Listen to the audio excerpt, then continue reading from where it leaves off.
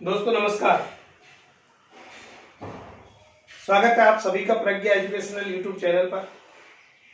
मित्रों, इस कठिन घड़ी में, कोरोना काल में आप सभी घर पर रहकर अध्ययन कर रहे हैं। आप सभी स्वस्थ होंगे ऐसी मैं ईश्वर से कामना करता हूं और घर पर रहें, सुरक्षित रहें, ये भी मैं आपसे अपील करता हूं। आप सभी विद्यार्थियों को मनोविज्ञान के विषय में बहुत सारी कठिनाइयों का सामना करना पड़ता है। आप मनोविज्ञान के बहुत सारे वीडियो भी YouTube चैनल के माध्यम से देखते रहते हो। ऑनलाइन क्लासेज की इस समय जो है बाढ़ सी आई हुई है और YouTube चैनल पर बहुत सारे वीडियो आपको अवेलेबल है। हम आपको कुछ बेहतर देने का प्रयास करते हैं और सभी शिक्षक ऐसा प्रयास करते हैं, मेरा ये मानना है। कोई भी शिक्षक अपने जो मैटर जो जानता है उससे बेहतर देने का प्रयास करता है।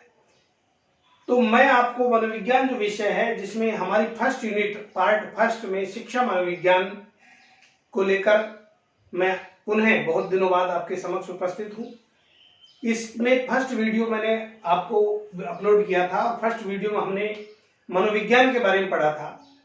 मनोविज्ञान क्या है, मनोविज्ञान में किसका अध्ययन किया जाता है। वहां पर हमने आत्मा, मन, चेतना और व्यवहार का विज्ञान के रूप में जो वर्तमान में अध्ययन हो रहा है वहां तक हमने पढ़ा था। आज आपको मैं एक बेहतरीन कंटेंट, जो ना तो जल्दी सी कोचिंग इंस्टीट्यूट में पढ़ाया जाता है और ना ही यूट्यूब पर आपको वीडियो अवेलेबल होगा, तो मैं आपको एक नया मैटर इसी कड़ी में, जिसको छोड़ दिया जाता है मनोविज्ञान की विषय वस्तु। अगर सीधा सीधा सवाल आए कि मनोविज्ञान की विषय वस्तु क्या है, तो आपका आंसर क्या होना चाहिए? तो मनोविज्ञान की विषय वस्तु मानव व्यवहार की व्याख्या करना है, पशु व्यवहार की व्याख्या करना है, दोनों की व्याख्या करना है। तो मनोविज्ञान की विषय वस्तु क्या है? Subject matter of psychology. सबसे पहले मैं आपको गत जो वीडियो मैंने अपलोड किया था, पढ़ाया था आपको, एक बार उस पर लेके चलता हूं।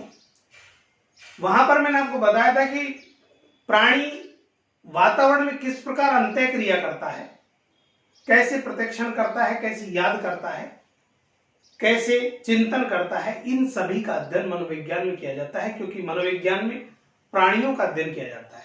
अब प्राणियों का अध्ययन का से तात्पर्य प्राणियों के व्यवहार का अध्ययन किया जाता है, और प्राणियों के व्यवहार से भी तात्पर्य है कि प्राणी, जिसमें मनुष्य, पशु और पक्षी सभी शामिल है, तो प्राणियों के व्यवहार का अध्ययन मनोविज्ञान में किया जाता है। वहां पर मैंने इसको विस्तार से समझाया था और फिर बताया था कि मनोविज्ञान का विकास कैसे हुआ, किस किस क्रम में मनोविज्ञान का विकास हुआ।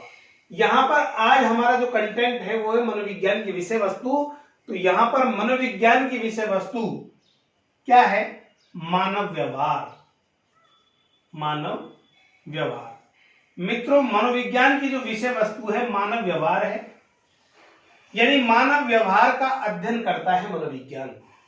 अब मनोविज्ञान में मानव व्यवहार का जो अध्ययन किया जाता है, यहां पर मानव व्यवहार के साथ साथ पशु पक्षियों का भी अध्ययन किया जाता है, उनके व्यवहार का, अर्थात प्राणियों के व्यवहार का अध्ययन किया जाता है।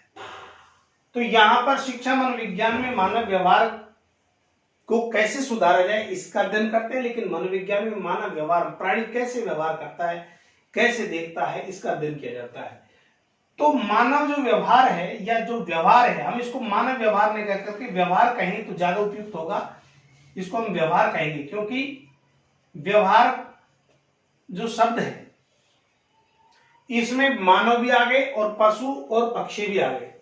तो मनोविज्ञान की जो विषय वस्तु वो व्यवहार है, और व्यवहार दो प्रकार का होता है। दो प्रकार के व्यवहार का ऑब्जर्व किया जाता है, अध्ययन किया जाता है।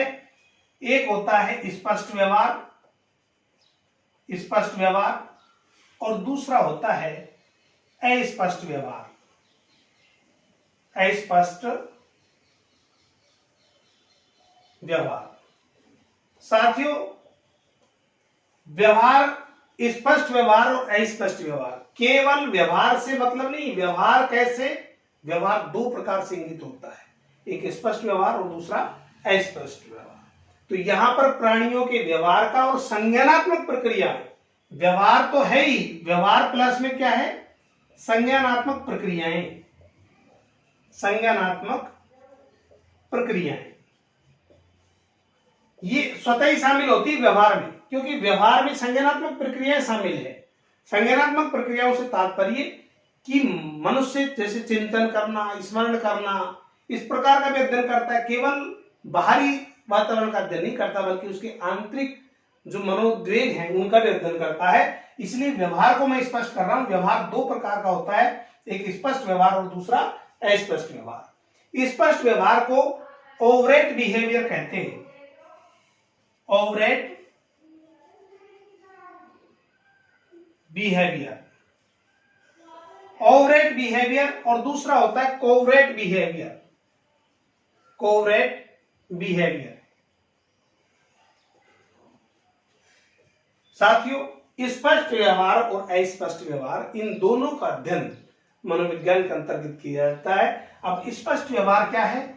जिसका प्राणी द्वारा सीधा प्रत्यक्षण किया जा सके, जिसको देखा जा सके, वो सभी के सभी व्यवहार, मानव व्यवहार, पशु व्यवहार कैसे कहलाएंगे? स्पष्ट व्यवहार। जैसे हंसना, जैसे हंसना, रोना, दौड़ना, जिसका प्रत्यक्षण किया जा सके, प्रत्यक्षण यानी जिसको देखा जा सके, प्रत्यक्षण किया जा सके, यानी ऐसा व्यवहार जिसका सीधा प्रत्यक्षण किया जा सके, जिसको देखा जा सके, वो सभी के सभी व्यवहार स्पष्ट व्यवहार के अंतर्गत आते हैं। हंसना है, रोना है, दौड़ना है, गाना है, सीखना है, ये सभी के सभी व्यवहार कैसे व्यवहार होंगे? स्पष्ट व्यवहार कहलाते हैं, जिसका सीधा सीधा प्रत्यक्षण किया जा सके। दूसरा व्यवहार आता है स्पष्ट व्यवहार, जिसे कोवरेट बिहेवियर कहते हैं, अर्थात जिसका सीधा सीधा प्रेक्षण नहीं किया जा सके, प्रत्यक्षण नहीं किया जा सके, उन व्यवहार को, उन मानव व्यवहार को, पशु व्यवहार को अस्पष्ट व्यवहार की संज्ञा दी जाती है। जैसे चिंतन करना, स्मरण करना, ये सभी के सभी व्यवहार कैसे हैं? अस्पष्ट व्यवहार है। अब जैसे मान लो पूछा जाए कि आनन अभिव्यक्ति, अब आनन अभिव्यक्ति जो है, आनन अभिव्यक्ति, आनन का अर्थ होता है मुख। अब आनन अभिव्यक्ति यानी चेहरे का हाव भाव का जो अध्ययन होगा, आनन अभिव्यक्ति कैसा व्यवहार होगा? स्पष्ट व्यवहार। दूसरा अस्पष्ट व्यवहार, जिसका सीधा प्रत्यक्षण नहीं किया जा सके, जैसे चिंतन करना, चिंतन करना, स्मरण करना, स्मरण करना, जैसे किसी व्यक्ति को डर लगा और डर के बाद रक्तचाप बढ़ जाना, रक्तचाप में परिवर्तन, हृदय गति में परिवर्तन, हृदय गति में परिवर्तन, ये सभी के सभी जो व्यवहार है, कैसे व्यवहार के अंतर्गत आते हैं? अस्पष्ट व्यवहार। यहां पर इस प्रकरण को मैं आपको एक बार पुनः समझाता हूं। मनोविज्ञान की विषय वस्तु यदि आपसे पूछा जाए तो सीधा सीधा आपका उत्तर होगा व्यवहार। मनोविज्ञान की विषय वस्तु व्यवहार है, और व्यवहार के अंतर्गत स्पष्ट और अस्पष्ट दोनों तरह के व्यवहारों का अध्ययन किया जाता है, क्योंकि स्पष्ट व्यवहार तो साफ साफ जो सीधे दिखाई देते हैं उनका अध्ययन करते हैं हम। अस्पष्ट व्यवहार में संज्ञानात्मक प्रक्रियाएं भी आती है, जिसे कोवरेट बिहेवियर कहते हैं, जिसे चिंतन करना, स्मरण करना, रक्तचाप में परिवर्तन, हृदय की गति में परिवर्तन आदि का अध्ययन किया जाता है। साथ ही इसको मैं एक प्रकार से समझाता हूं। जैसे मनोविज्ञान में एक शब्द आता है उद्दीपक। क्या शब्द आता है? उद्दीपक। उद्दीपक को इंग्लिश में कहते हैं स्टिमुलस। स्टिमुलस आप सभी जानते हैं, बहुत बार आपने पढ़ रखा है, लेकिन इसको पूर्ण रूप से आपने समझा नहीं है। उद्दीपक किसे कहते हैं? तो यहां पर मनोवैज्ञानिक बताते हैं कि पर्यावरण द्वारा, किसके द्वारा? पर्यावरण द्वारा प्राणी पर, प्राणी का मतलब ऑर्गेनिज्म,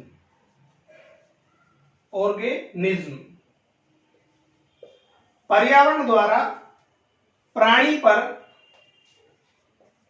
डाले गए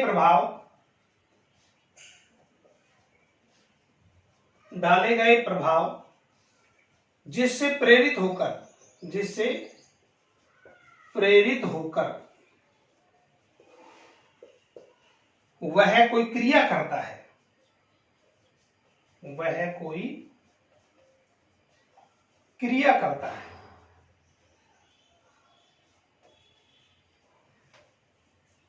पर्यावरण द्वारा प्राणी पर डाले गए प्रभाव जिससे प्रेरित होकर वह कोई क्रिया करता है, उसे क्या कहेंगे? उद्दीपक कहेंगे। उसे क्या कहेंगे? उद्दीपक। साथियों इसको समझे, पर्यावरण द्वारा प्राणी पर डाले गए प्रभाव जिससे प्रेरित होकर वह कोई क्रिया करता है। जैसे मैं इसको समझाता हूं, मान लो ये भालू है, भालू। अब हम किसी बच्चे में डर संवेग का अध्ययन कर रहे हैं, डर का। किसका अध्ययन कर रहे हैं? डर का। अब डर का अध्ययन कर रहे हैं तो भालू देखा बच्चे ने। भालू देखने के बाद अब ये प्राणी, पर्यावरण द्वारा प्राणी पर डाले गए प्रभाव, अब पर्यावरण में क्या है? भालू है। तो भालू को देखकर बच्चा डरता है, तो पर्यावरण द्वारा प्राणी पर डाले गए प्रभाव जिससे प्रेरित होकर वह कोई क्रिया करेगा। तो जैसे उसने भालू को देखा, भालू को देखने के बाद वह क्या करेगा? भागेगा। भालू को देखने पर भागना। भागना क्या है? ये अनुक्रिया है। क्या है ये? अनुक्रिया। भागना क्या है? अनुक्रिया। अनुक्रिया क्या कहेंगे? रेस्पॉन्स। रेस्पॉन्स यानी पर्यावरण द्वारा प्राणी पर जो प्रभाव डाला गया। अब मान लो कोई बालक है और बालक के डर संवेग का अध्ययन कर रहे हैं। किसका अध्ययन कर रहे हैं? डर का। अब ये बालक है, बालक ने भालू को देखा, भालू को देखने पर डर उत्पन्न हुआ और वह भागा। तो यहां पर जो भालू होगा, ये भालू तो होगा स्टिमुलस। क्या होगा? स्टिमुलस। और भागना होगी अनुक्रिया। अर्थात ऐसी क्रिया को अनुक्रिया कहेंगे। कैसी क्रिया को? जिससे प्रभावित होकर पर्यावरण द्वारा प्राणी पर डाले गए प्रभाव जिससे प्रेरित होकर वह कोई क्रिया करता है, उसे उद्दीपक कहते हैं। जिससे प्रेरित होकर, किससे प्रेरित हुआ? भालू से। तो भालू से प्रेरित होकर जो क्रिया की, तो भालू तो क्या है? स्टिमुलस है। और जो क्रिया की, भागना, वो क्या कहलाएगी? अनुक्रिया कहलाएगी। यहां पर ये पूरा जो प्रक्रम है, इस पूरे प्रक्रम को SOR कहते हैं। क्या कहेंगे? SOR। इस पूरे प्रक्रम को SOR कहेंगे। SOR का मतलब, S का मतलब स्टिमुलस, स्टिमुलस को हिंदी में कहेंगे उद्दीपक, उद्दीपक। और O का मतलब ऑर्गेनिज्म अर्थात प्राणी, और R का मतलब रेस्पॉन्स यानी कि अनुक्रिया। यानी उद्दीपक, प्राणी, अनुक्रिया, SOR, ये पूरा प्रकरण कहलाता है SOR। एक बार पुनः देखें, मनोविज्ञान की विषय वस्तु, सब्जेक्ट मैटर ऑफ साइकोलॉजी। मनोविज्ञान की विषय वस्तु व्यवहार है। व्यवहार दो प्रकार, मनोवैज्ञानिक जब भी अध्ययन करते हैं तो दो प्रकार के व्यवहार का अध्ययन करते हैं, एक स्पष्ट व्यवहार और दूसरा अस्पष्ट व्यवहार। स्पष्ट व्यवहार ऐसे व्यवहार को कहा जाता है, ऐसे व्यवहार को स्पष्ट व्यवहार की संज्ञा दी जाती है जिसका सीधा सीधा प्रत्यक्षण किया जा सके, देखा जा सके। जैसे हंसना है, रोना है, दौड़ना है, जिसको हम देख सके। आनन अभिव्यक्ति है। अब देखो, आनन अभिव्यक्ति, बालक जैसे डर है, डर उत्पन्न हुआ तो उसके हाव भाव बदलेंगे। तो हाव भाव जब बदलेंगे तो यहां पर उसके एक तो आनन अभिव्यक्ति का अध्ययन करेगा, स्पष्ट व्यवहार का, कि बच्चा क्या कर रहा है, दौड़ रहा है तो दौड़ देख करके भागा, चेहरे के भाव बदल गए। और साथ में अस्पष्ट व्यवहार का भी अध्ययन होगा। अस्पष्ट व्यवहार में उसके रक्तचाप बढ़ जाएगा, उसके हृदय की गति में परिवर्तन हो जाएगा। ये कैसा अध्ययन होगा? ये अस्पष्ट व्यवहार का अध्ययन होगा। तो यहां पर आनन अभिव्यक्ति, दूसरा अस्पष्ट व्यवहार, तो इसमें अस्पष्ट व्यवहार का अध्ययन हो गया। अब मैं आपको एक चीज और बताइए, उद्दीपक, स्टिमुलस किसे कहेंगे? उद्दीपक। इसको आप अच्छी तरह समझ लें। हमने जब हम थॉर्नडाइक का सिद्धांत पढ़ाते हैं या क्रिया प्रसूत अनुबंधन का सिद्धांत या अनुकूलित अनुक्रयक सिद्धांत पढ़ाता हूं, तो वहां पर मैंने उद्दीपक की परिभाषा आपको समझाने के लिए कुछ अलग तरीके से दे रखी, लेकिन आप इस परिभाषा को समझिए, ये बहुत सटीक परिभाषा है। स्टिमुलस, उद्दीपक, पर्यावरण द्वारा। अब पर्यावरण क्या है? पर्यावरण में क्या है? भालू। पर्यावरण द्वारा प्राणी, प्राणी क्या है? बालक। प्राणी क्या है? बालक। तो पर्यावरण द्वारा यानी भालू के द्वारा बालक, पर डाले गए प्रभाव क्या है? वो डर गया, जिससे प्रेरित होकर वह कोई क्रिया करता है। जिससे प्रेरित होकर अर्थात भालू से प्रेरित होकर जो क्रिया करता है, तो जिससे प्रेरित होकर क्रिया करता है वह क्या कहलाएगा? उद्दीपक कहलाता है, स्टिमुलस कहलाता है। और वह जो क्रिया करता है, ऐसी क्रिया को यानी भागना को क्या कहेंगे? अनुक्रिया कहते हैं, रेस्पॉन्स कहते हैं। ये जो पूरा प्रक्रम है, इस पूरे प्रक्रम को SOR कहा जाता है। इस उद्दीपक प्राणी अनुक्रिया कहा जाता है, SOR कहा जाता है। ये पूरे प्रक्रम को SOR कहते हैं। तो साथियों, हमने आज एक छोटा सा बिंदु पढ़ा, मानव व्यवहार यानी मनोविज्ञान की विषय वस्तु व्यवहार है, और व्यवहार के बारे में हमने समझा कि स्पष्ट और अस्पष्ट व्यवहार। ये वीडियो आपको ऑनलाइन पर कहीं भी देखने को शायद नहीं मिला होगा। आपको बेहतरीन ज्ञान है, कंटेंट को जोड़ने के लिए मैं ऐसे अनछुए पहलुओं को आपको करवाऊंगा। आत्मा, मन और चेतना का तो सभी कराते हैं, लेकिन साथ में उसमें जो प्रश्न उठने वाले हैं, जहां से प्रश्न उठते हैं, फिर आप कहते हो ये सवाल कहां से आ गया, वो बिंदु मैं आपको कराने का प्रयास करूंगा। आप सभी को यदि ये वीडियो पसंद आया तो इसे लाइक करें और वीडियो को ज्यादा से ज्यादा शेयर करें। एक नवीन वीडियो के साथ अगला जो हमारा वीडियो होगा वो होगा मनोविज्ञान के लक्ष्य, गोल ऑफ साइकोलॉजी। तो मनोविज्ञान के लक्ष्य कौन कौन से हैं उसको हम देखेंगे नेक्स्ट वीडियो में। आप सभी स्वस्थ रहें, घर पर रहें। Thank you, have a nice day.